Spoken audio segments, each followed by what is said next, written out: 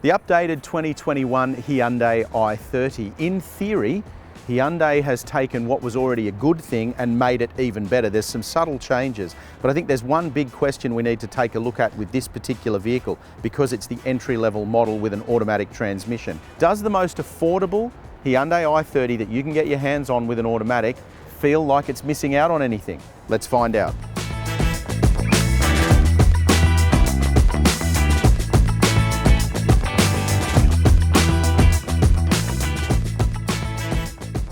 As tested, our base automatic i30 starts from $25,420, while the next model up the tree, which is the Active Auto, starts from $26,920, both before on-road costs. If you want the regular range topper outside the performance variants, that will set you back $36,220 for the N-Line Premium Auto, also before on-road costs. Standard inclusions on this model are lengthy, despite the sharp pricing. Outside, you get 16-inch alloy wheels and facelifted styling, while inside the cabin there are 3 driving modes for the Auto we're testing here. Smartphone mirroring is standard, along with a 7-inch driver's display and the 8-inch infotainment touchscreen and 6-speaker audio system. There's no digital radio for this model grade. Key to the appeal of this updated i30, well, at least the way I see it anyway, is the quality of the cabin. Immediately when you sit inside this car, it does not look or feel like an entry-level, cheap vehicle. Not at all. Now, there are some things that you miss out on. You don't get keyless entry, for example, so you've got a regular key over here, twisted in the ignition. A little bit old school, but it works. You don't get a 10.25-inch screen, you get an 8-inch infotainment screen. But you do get leather-wrapped steering wheel, leather-wrapped shift knob, and an electric park brake. So you miss out in some senses, but you don't miss out in others. And I think the way it's put together overall is a really high quality execution. That screen, which I mentioned, is a little bit smaller, but it works really well. The driver's information display, which is interactive, also works really well, and it's actually quite large. There's plenty of storage, and there's a lot of comfort and practicality in here as well. You don't get leather seats, you do get material, but they're good seats, they're comfortable, and they don't feel cheap. And also, I like the plastics and the feel of the cabin. The tops of the doors are not hard, the dash isn't hard, and that steering wheel that I mentioned feels like quite a premium inclusion. So, the more that we drive this car, the more impressed we are, especially for the price. Strangely, and it's one of the few things we can't actually work out with the updated i30, this specification grade has wireless Apple CarPlay only, but no wireless charging. So that means you have to connect your phone via Bluetooth, but still plug in to charge. In the second row, it's pretty much as you were from the previous i30. Nothing's really changed. You don't get any controls or charging outlets back here, but you do get vents. And there's enough room. It's obviously not incredibly spacious, but that's my driving position.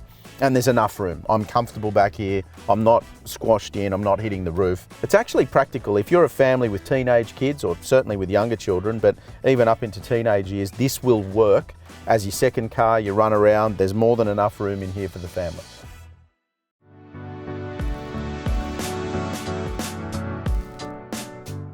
Two-litre naturally aspirated 4-cylinder engine, a conventional 6-speed automatic, and absolutely nothing offensive about the way this Hyundai i30 drives. It is perfectly usable, it does everything that you want it to do, and it does it quite easily.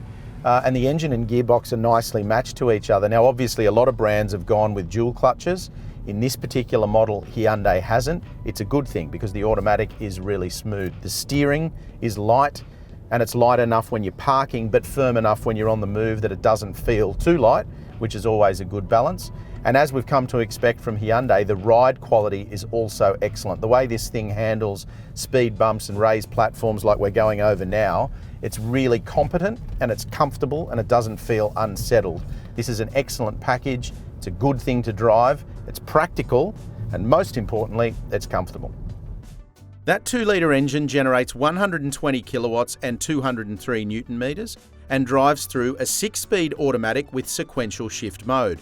The ADR claimed fuel usage for the Auto is 7.4 litres per 100 kilometres, and on test we used an indicated 8.1 litres per 100 kilometres. This new entry-level model, which is known simply as Hyundai i30, now features the brand's Smart Sense safety package as standard equipment, which includes autonomous emergency braking and lane keep assist. Automatic models like this one also get adaptive cruise control.